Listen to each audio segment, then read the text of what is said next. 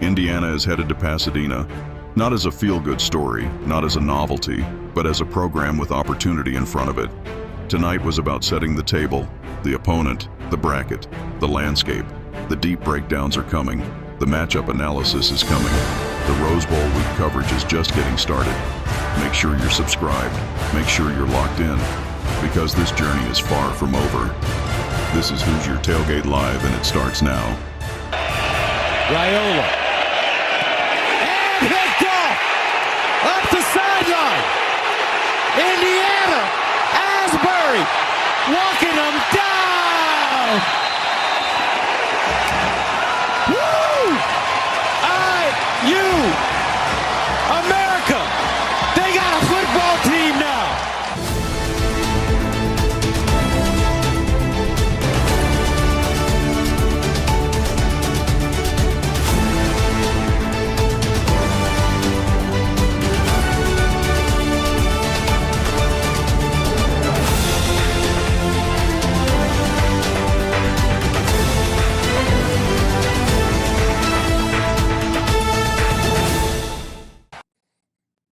Welcome to the Hoosier Tailgate Live. I'm the coach, Shannon Griffith, and welcome to our Monday night edition of the Hoosier Tailgate Live. We appreciate you joining us here this evening as we turn the page to get ourselves prepared for the Rose Bowl and the Alabama Crimson Tide, the team that Indiana will be facing on January 1 out in Pasadena.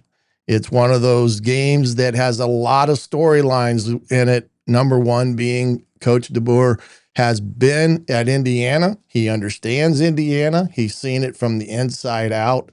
And I can guarantee you he has a lot of respect for what Curt Cignetti has done in his short time at Indiana, as he knows the difficulties that they faced when they came in under Coach Allen. He was only here, I believe, for maybe a year, then went to Fresno State as the head coach, and then, of course, on to Washington, where his head coaching career just really kind of took off. They had their media press today. You can find that on YouTube. Coach Sig's presser as well, and as well as the Crimson Tide one, as both shared different anecdotes of this game coming up and what to expect from each coach. And you talk about their backgrounds, and there's a lot of similarities in their backgrounds as coaches when you talk about their path to where they're at. Coach DeBoer had his head start coaching at Sioux Falls out in the Dakotas. He was there. He had a lot of success there at the NAIA level. Of course, Coach Cignetti at Division II, Indiana, PA, as well as Elon, and then his trajectory ended up at Indiana. Coach was at Eastern, then he was at Indiana, then to Fresno State, and then Washington, and now at Alabama. So to say that these guys have paid their dues, so to speak, to earn where they're at, it is not as such an understatement, because you really have to admire the path that they have taken to get to where they're at now. You're going to be tonight, we're going to take a good look at just a few things about the college football playoffs, some of the games that happened over this past weekend, some great games on Friday and Saturday, and then, of course, what we're looking towards this coming January 1, as well as the 31st, as we've got a slate of games coming up there. We will get into the breakdown for Alabama probably a week from tonight and Monday. Because we are still beyond a week away from this game on the 1st. Holidays coming up. We wish you the happiest of holidays to you and your family. If you are traveling, I hope that you're either traveling to see family or family coming to you. Safe travel to all involved. But we will probably have a more poignant breakdown about Alabama, more like a game week, a week from tonight, as we get prepared with the different games, with the days between this game and where we want to be with the videos and stuff. We were also looking at doing some things with the Hoosier.com with some of the writers there. We did a preseason video talking about where we thought this Indiana team would be. Well, we're going to try to get the gang back together and talk about the college football playoffs and rehash some of the season at hand as well as things that are in front of us. But Indiana, again, now back in full swing and game mode as they've been for the last 2 days in Bloomington, getting themselves prepared for this Alabama team. They kind of had to wait a little bit to kind of see who they were going to play, doing equal time on both schools, Oklahoma and Alabama.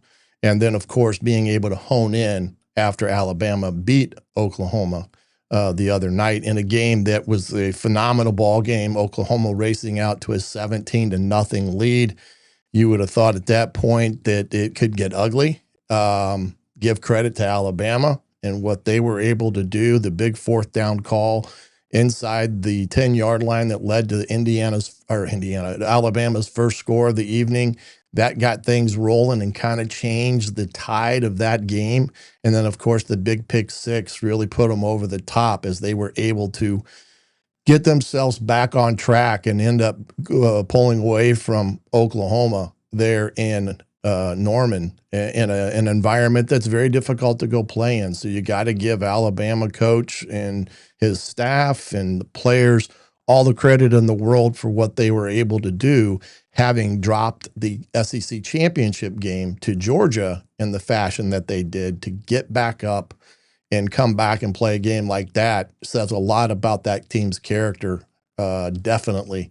And you cannot underestimate their ability to pull together with all that. But right now, as we've seen on some of the sites, Alabama and Indiana is a early 7-point favorite in this game. We're going to take a look at some of the power rankings of this game per se, as well as the SP Plus matrix on this ball game. It's going to be a very interesting, to say the least, couple of weeks here as we lead up to this ball game. And it's going to be a situation where it should be a fun-filled ball game. I think there's a lot of things that Indiana does and Alabama both do that take advantage of their own personnel. And it should be a great test for Indiana's defense going up against this Alabama offense that has a skill level that I would equal to what Ohio State put on the field in the Big Ten championship game. So it's going to be a daunting task, to say the least, for Indiana in terms of what they'll face out in Pasadena on January 1. But, the thing of this caliber of type of game, the razor thin margins that you get into at this time of year, and Indiana's been playing this way for the better part of last of October, all through the month of November, through the championship game, is minuscule. I mean, you're talking razor thin margins for error. And this is a team that has done well with that. When you look at the Oklahoma game and Alabama, those margins were exposed in the sense of what Alabama was able to create on both sides of the ball. A defense that got a pick six at the correct time and the right time, creating that momentum shift. And then, of course, being able to control the second half like they did. It was a very impressive win in that respect. But, this is one of those games that Indiana, when you look at it on paper, you can't get too lost in the numbers in a game like this, because they can get a little skewed. And when you look at them at the black and white of it, but you just got to look at it from the perspective of where each team is at this point in time. Indiana, outside of being losing Stephen Daly, is a healthy team at this point. We'll see what they do with their defense on whether or not they do some adjustments with their front, maybe switching Kamara back to the weak side in and doing some things there that they may not have shown as of late. We'll see what that entails when you talk about Indiana trying to shore up that weak side.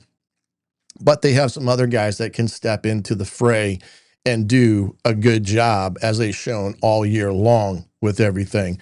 And we talked about this a little bit earlier, the storylines that this game entails with this Alabama team. There's so much Indiana flavor to it.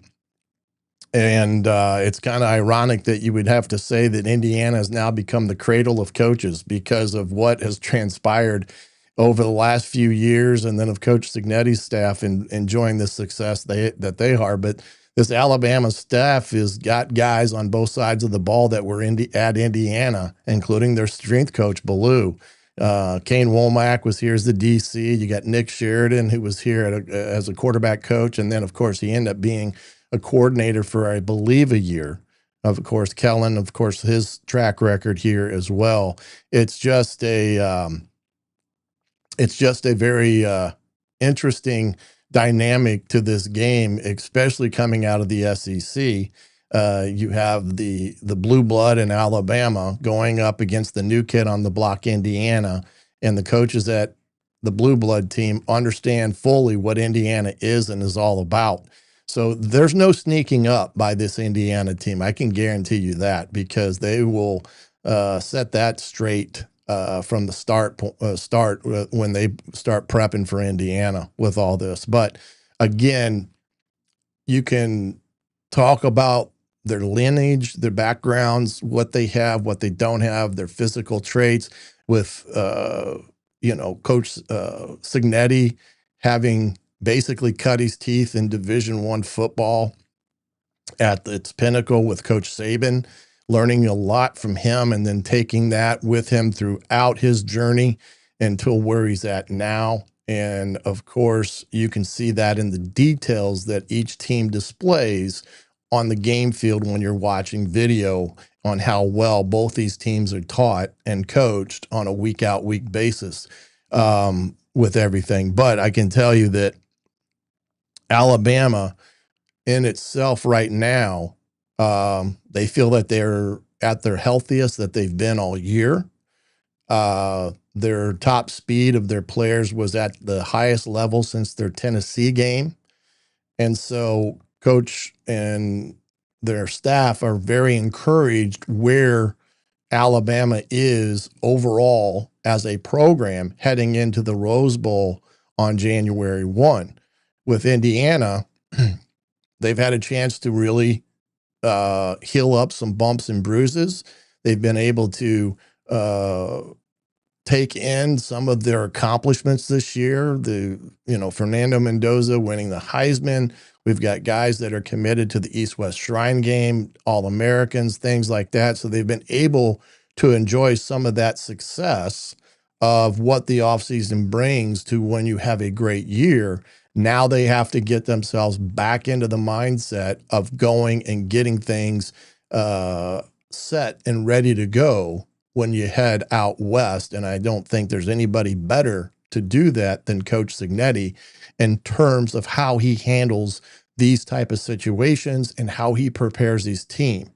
That being said, remember a year ago, all the teams that had to bye in the first round lost their quarterfinal game. So that is up against them.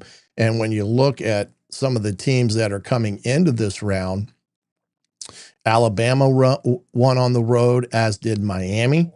And so that was not something that you saw last year as all the home teams win, but you've got some of that dynamic.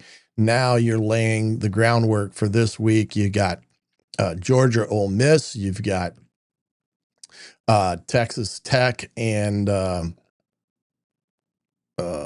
I'm spacing it already, but we'll come back to that one. But Ohio State and Texas Tech. Ohio State. I'm out of it today. We'll get to that in a second. I'm trying to remember it by hand and some other things that are going on with me tonight. My wife has surgery tomorrow. So I've got that on my mind because I have to be up at 5. Well, 4:30 actually, because she's having her knee operated on. So she's going to be down and out for a little bit. So excuse me if I'm a little bit out of it here for a little bit, but I'll try to get back on track. And best way to do that is see who we got here with us tonight. Robert, good to see you. Jason as well. And glad you guys are able to jump on and be a part of us. John, appreciate you coming. Yeah, best attack in the well. I tell you, he's got some great receivers, and you highlighted three big ones right there, and you could add into that fray even EJ Williams into that aspect of things. And appreciate you coming and being on with us tonight, and appreciate your good luck. Yeah, she's having her meniscus repaired. So first time surgery for her. I'm ahead of her by about 6. 2 knee replacements and about 4 back surgeries. So, and 2 neck disc replacements. So I'm kind of the pro in the family. So I'm coaching her up, but, but appreciate you guys spending some time with us here this evening as we are getting into this holiday season. It's right upon us here in a couple days. And it's hard to believe that Indiana is still playing in the month of December into January, which is truly a great accomplishment for this football team and those that have been involved with it. The other thing too is, the transfer portal and some of the things that are, you're hearing on that end of the equation with Indiana. There's no question that Indiana will be very aggressive in the portal. I did a video the other night that I released out about trying to explain that Indiana is probably going to have to find anywhere from 20 to 24 guys potentially in the portal because of what they're losing. And there's a lot of guys that will leave this ball club once the season is completed, and Indiana is going to have to restock that. And one of those positions that I do think that Coach Signetti will bring a quarterback in, especially if he finds one that he can bring in and be competitive in the situation and potentially win out. The Hauser kid at TCU is a possibility. He was a kid that committed to Indiana back under Tom Allen's last year. And that is the biggest, one that I can think out of that quarterback group. We'll take a look at that here in a second as well. Looking at some of those guys that are already in the portal. And again, remember, that's a January 2nd to 16th time period. So it's right in the middle of the college football playoffs. It's a 14-day window. I do believe those that are playing get an additional 5 days on top of that. But for Indiana, they're going to have to be aggressive on January 2nd, especially if they're continuing to play, in order to get the guys in and out in a quick fashion because of what they're going to need to address in this portal on both sides of the football, because it's going to be that important that they find some bodies there, especially like offensive line. If Carter Smith declares for the draft, which I believe he will, they're going to lose 4 of their 5 on the front on the offensive line. And that's going to be an area that they're going to have to invest and get kids in. And you lose your 3 tight ends, because Stays, Nowakowski, and Bamba will be done. That leaves a room of young pups and no experience. So there are positions that are in need for this ball club when the time comes that they will have to address via the portal. Now, one thing I did see that is being reported on On3, and remember, get your subscription because you get this coverage from On3, that it is being predicted right now that a top-tier quarterback in this year's portal will cost upward of $5 million. And to say that, it's kind of crazy to think that, but when you think about what may be available, again, it's not uncommon to see that the market drives the market. And it could be one of those things that if you're going to want a top-tier quarterback, you're going to have to put out some good money for him. And that's where Coach Signetti does his best work, because we know he is a production over anything type of individual, not potential. He's production over potential every day of the week. Now, there's going to be some guys that have productivity that they're going to be able to evaluate with, but everybody else is going to want that individual too. So that's where the challenge exists.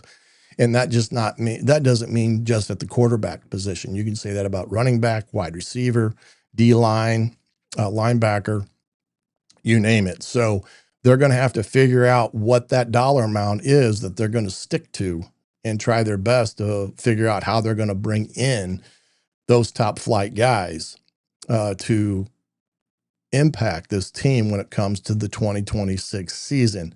But that is something that we can talk about more as we get going. There is a article out there today, as well as on 3. It talked about the top 25 athletic budgets out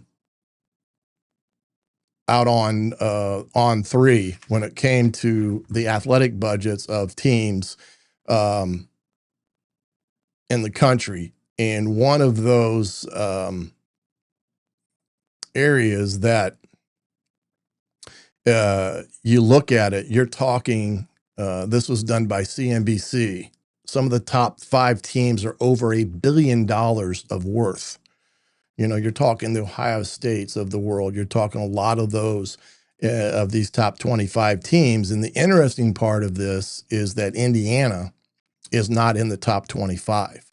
I think the lowest team in the top 25's athletic worth was somewhere around 700 million, and Indiana was not in that respect. So it's a very interesting dynamic you can find on 3 in terms of the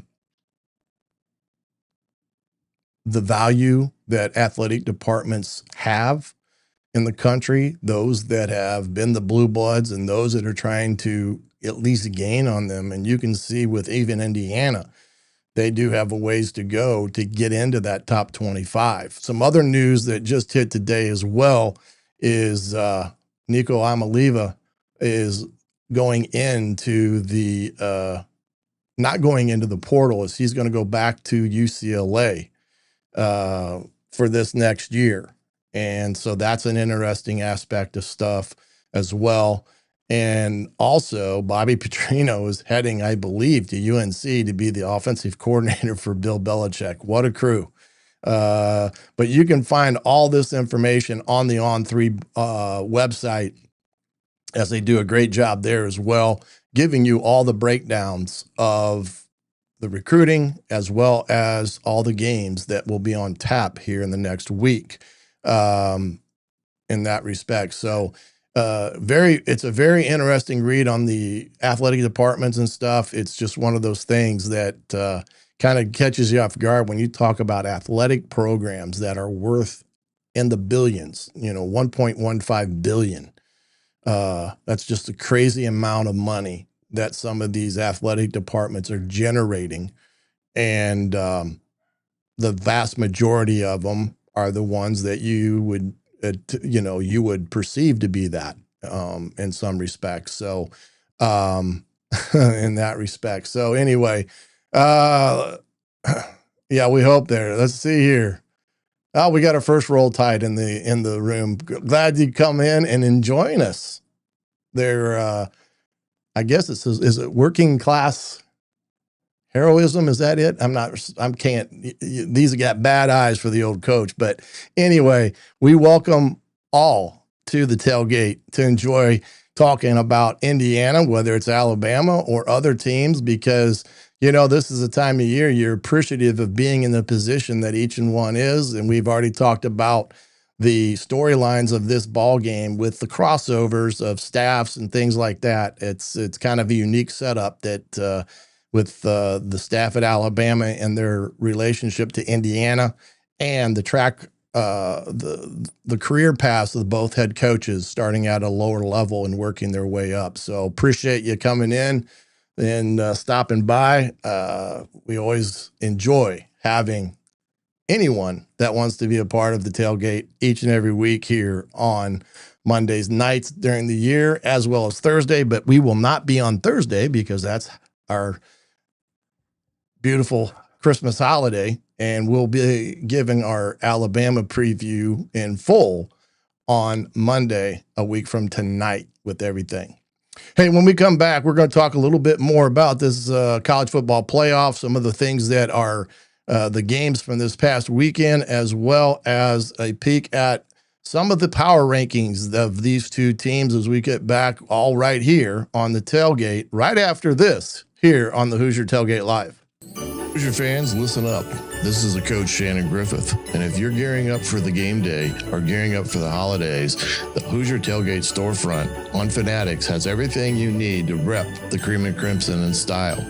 From official Indiana Hoosiers game day apparel, hoodies, hats, and sideline gear, to tailgating essentials and accessories, this is your one-stop shop for all things Hoosiers. And with the holidays right around the corner, it's the perfect place to grab cold weather gear, stocking stuffers, and IU gifts for the whole family.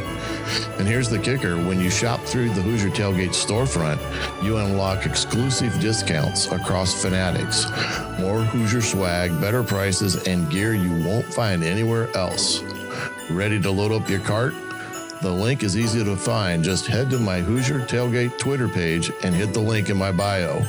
You can also find it in every YouTube description and all of our Hoosier Tailgate podcast episodes on your favorite platforms. So don't wait. Rep the Hoosiers proudly and save big. Visit the Hoosier Tailgate storefront on Fanatics today, because the best fans in the Big Ten deserve the best gear in the Big Ten.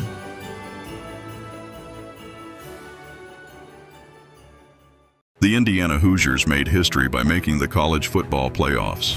Now here's your chance to bring history home with the Hoosiers official limited edition CFP football.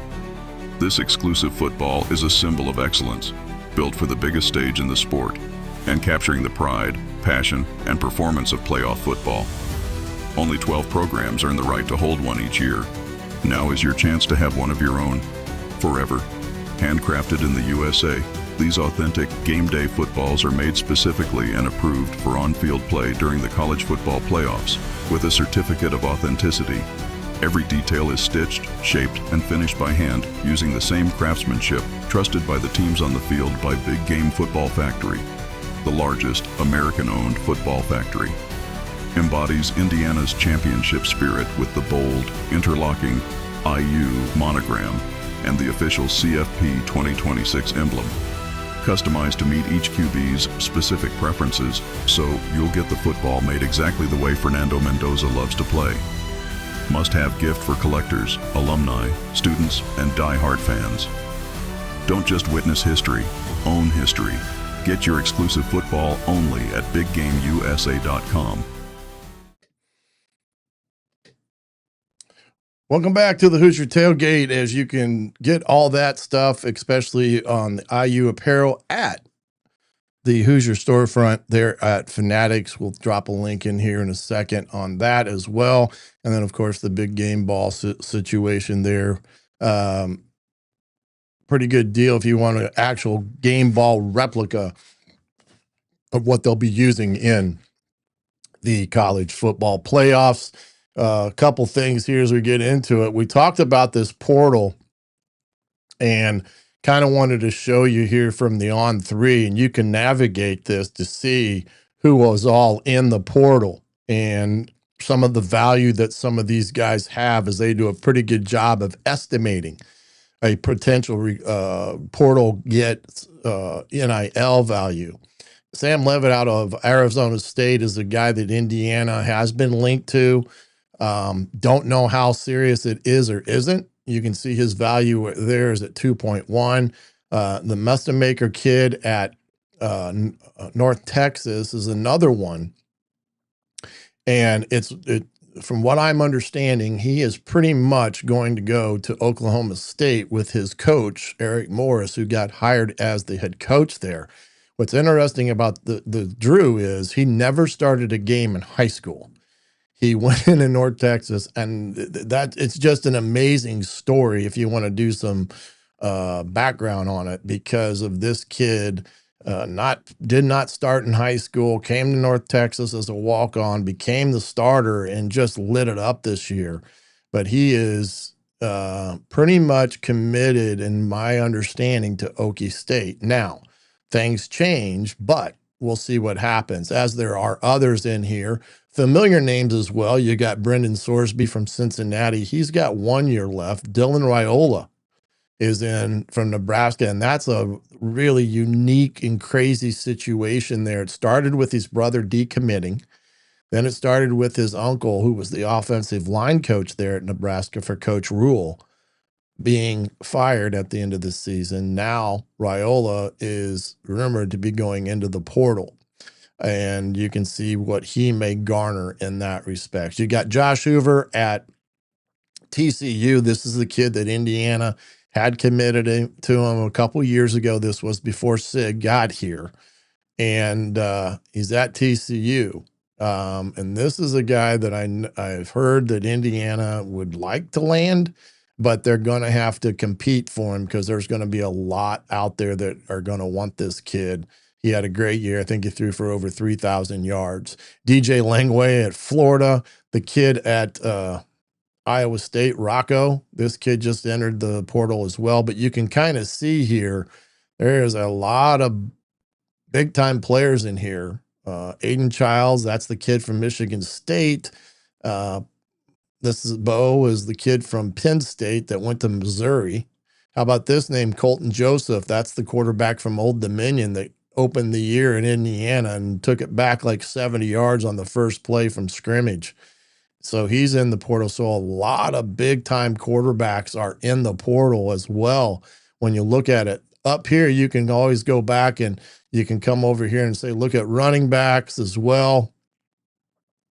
And it'll give you your top running backs that are in the portal, as you can see there again from the schools. And they're going to give you the expected, as they've not officially entered yet. But you can see all the different types of bodies that are in the portal that Indiana may have an interest in. You know, jump over to defense at D line. You can kind of see who's all in there. A lot of good players. And you can see some of these kids that are in here that may have a Midwest background as well. That would be an interest for a team like Indiana to recruit back into the Midwest, especially those that have been, you know, out on the, you know, out of state for a while. So it'll be an interesting portal season, we would say, in that respect. But you can get this all on three with the different number of guys there. It's an amazing how many people will be in the portal. I think they already said 700 plus are already rumored to be going in. Nick Marsh, that's the receiver from Michigan State. He's a really good player. That'd be a good one for Indiana. Saw a question in here. I understand that there are many schools competing for these guys, but I struggle to think that a school that could match what SIG has done with Court. Yeah, I mean, that's a very highly attractive thing. If you listen to what Mendoza had to say about why he chose Indiana, a lot had to do with Signetti's success with quarterbacks and Coach Shanahan's success, and then the fact that they brought Whitmer in from the NFL. Those are all things that are attractive to kids. And now you got Mendoza, who won the Heisman. Curtis Rourke, I think a year ago, was the top 5, top 4, something like that in the Heisman Trophy. So there's a lot of great things when it comes to that. That goes well for SIG, and that's the key component when you think about quarterbacks in the portal and what makes SIG an attractive choice for some of these kids. But again, it all comes down to the dollars and cents of the matter, as we know. But you can see some of these kids that are already in the portal, and again, he's looking for kids that are productive and he can evaluate them. A kid that's a freshman that maybe never played, and he's a former 4 or 5 star that they're thinking that maybe the next thing, best thing, probably is not going to be in SIG's wheelhouse, because he's not going to have a chance to evaluate what they did at school X. So he's going to look for guys that are, you know, those junior, senior, latent type of kids that have a body of work that he can evaluate and then attach a price to what their value would mean to Indiana. And Indiana's brand awareness has gotten greater and greater, as we've talked, even with the high school kids, that even in the transfer portal, kids are fully aware of what Indiana's done. And there's no question that they are a team that kids are going to want to talk to when the opportunity presents itself, if the two things align. And in today's game, it's gotten to the point now where agents become the people that you deal with and not the kid, in that respect. It's gotten to that point where you're talking to agents and they're playing people off of each other, and it gets a little bit sideways sometimes. But again, that's the name of the game, and you got to navigate that. And yeah, they have a credible eye for talent, but what they have an incredible eye for is projecting talent. And that comes from his times at the lower levels of being able to see what a kid's value is and how they're going to make him better and whether it can be done. And they can determine that by what they're seeing on tape and talking to people about a particular player. That's where his weight and gold comes in with the staff in terms of evaluations and stuff. So you can get all that on On3 in that respect.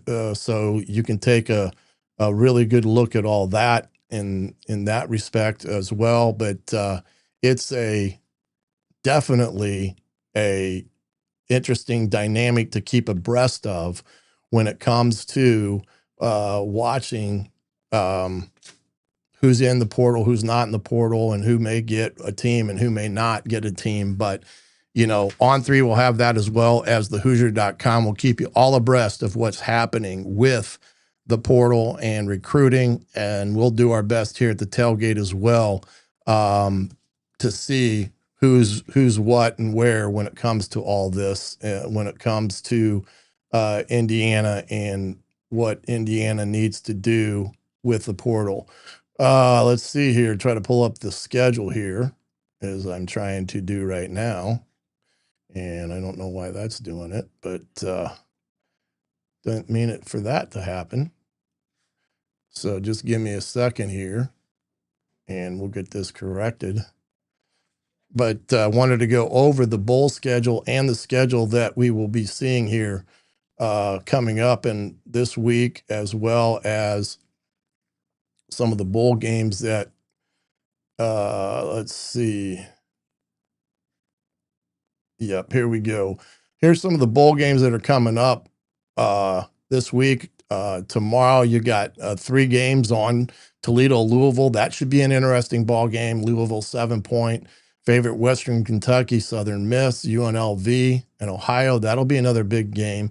Ohio is not out of the world of craziness, as their coach has just recently fired for not doing what he's supposed to do, supposedly there at Ohio and the Bobcats. So they're without a coach, kind of like Michigan in this respect. Then on Hawaii Bowl on Christmas Eve, California and Hawaii, that's always kind of a game to enjoy on Christmas Eve if you can duck out of the normal television scheduling of that night with different TV shows that your family likes to watch. And I try to take in a game, so that'll be a good one. Cal at Hawaii, that should be a darn good game. And then, of course, on Friday, the day after, you got another 3-game slate.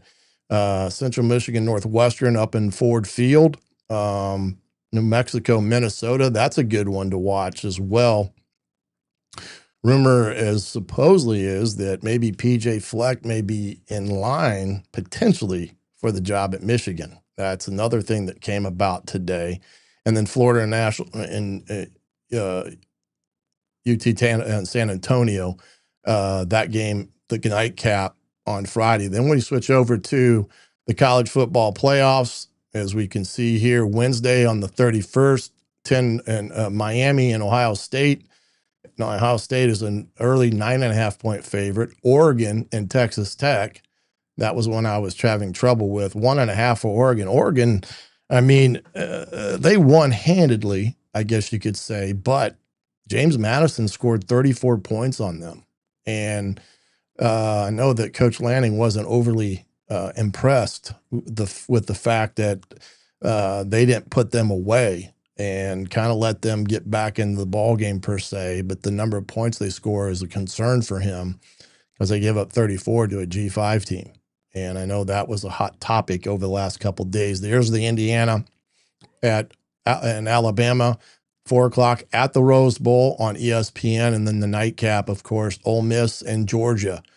Georgia's now a 6.5-point favorite. So got a great slate of games coming up, as we can see, and it's definitely something that we can see with coming up. And then here's kind of the bracket the way it is. Whoops, didn't mean to do that. As we can see here, kind of how the bracket lays out and what happens after these quarterfinal games. You've got the winner of the Indiana and Oregon and Texas Tech. They will face off in the Peach Bowl on January I think that's the 8th or 9th, I can't see. And then the winner of Georgia Ole Miss and Miami Ohio State, they face off in the Fiesta Bowl.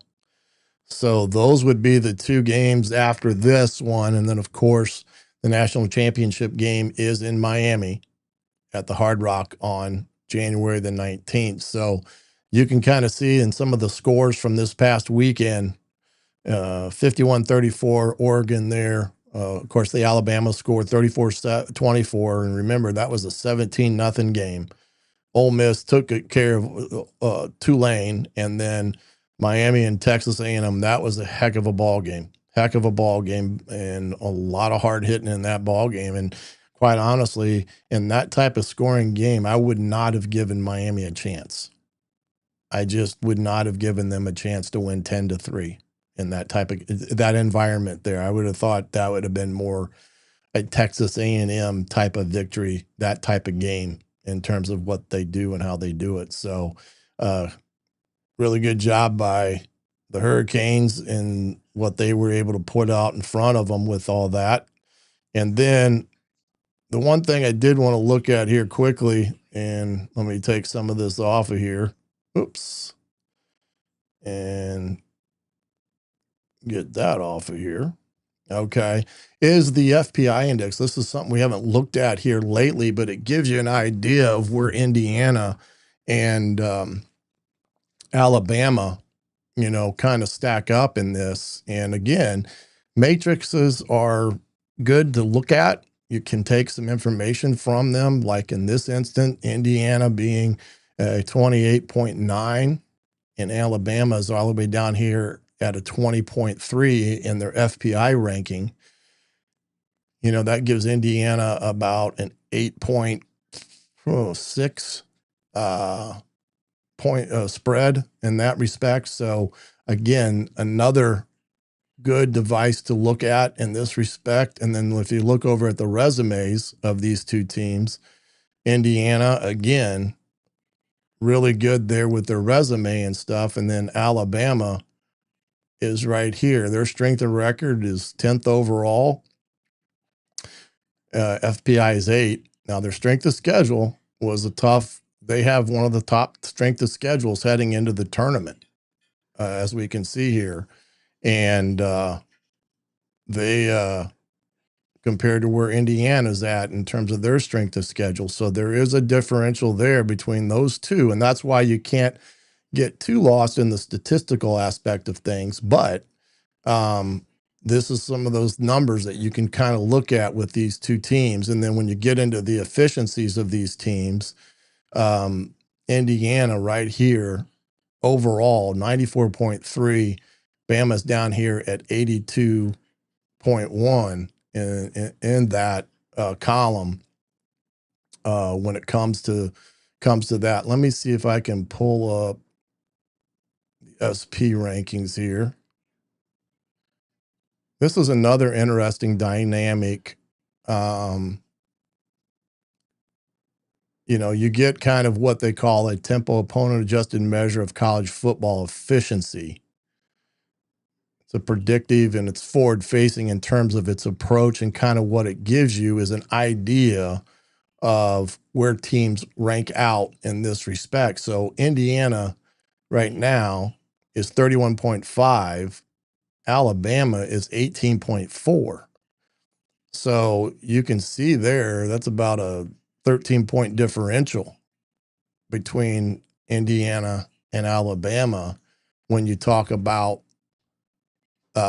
this ball game and how these two teams stack up against one another. When you talk about purely matrix of it, Indiana does have a stronger matrix rating in all fronts than Alabama does. Now, that doesn't mean anything. It's not going to mean Indiana's going to win by 13 or anything like that. It just gives you an idea that Indiana has a pretty darn good resume at 13-0 and what they did this year, even though people have complained about their schedule and so forth and so on. But the latter half of the year, their schedule is probably one of the top schedules around when you look at who they played in the latter part of the season. And not to take anything away from Alabama and the SEC, but at the same time, when you look at these two teams right now, you got to give the edge to Indiana based upon the black and white of it when you talk about matrix and those type of things. Now, that doesn't win you a game, that's for sure. And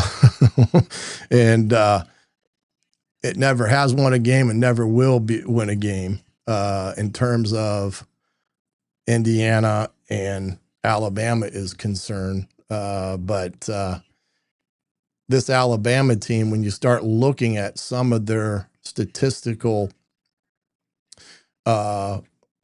analysis of things, Ty Simpson's a heck of a quarterback. You're going to hear more about him. This kid, his dad's a coach at, I think it's Tennessee Martin, if I'm not mistaken. So he's a coach's kid. So he's very, very football savvy. He's completing about 64% of his passes, 3,500 yards on the year, 28 touchdowns, only 5 interceptions. So he's very, very good with the football in his hands. And his rating right now is a 146.5. So again, they are a team with this kid at the helm, a team that does a lot and they put a lot on his shoulders, and he does quite well. That's not to say that he hasn't had games where he's made some critical mistakes in. Offensively, they're averaging about 270 yards passing and 109 yards rushing. So they've only averaged about 380 yards of total offense on the year.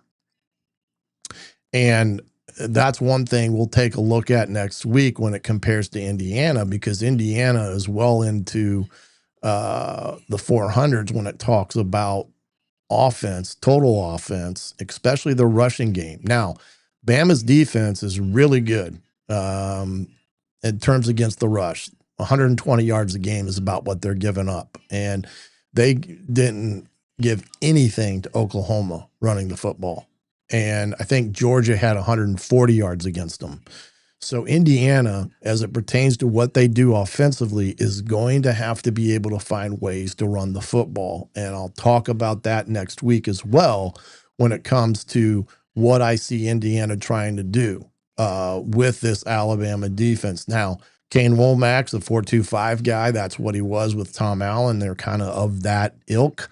So you get some funky looks here and there, but he's one guy that likes to bring different types of simulated pressures, and zone blitz pressures is a big thing for him. But defensively speaking, a good defense on the year, they only gave up 168 yards per game passing.